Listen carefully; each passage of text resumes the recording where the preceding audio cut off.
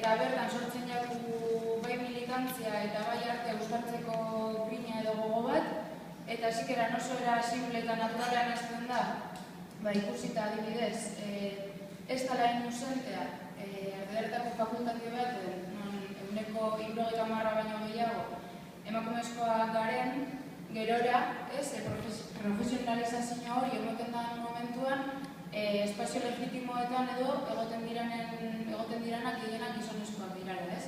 Orduan, horako hausnarketa simple batetik hasten da movida guzti hau.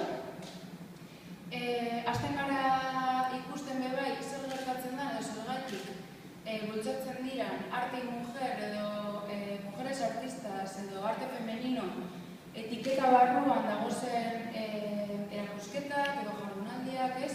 Nork antolatzen dau eta ze helburu bilatzen daben, ez da berdina mugimendu feministak horako sozial bultzatzea edo instituzio batek egitea, ez? Orduan, nondik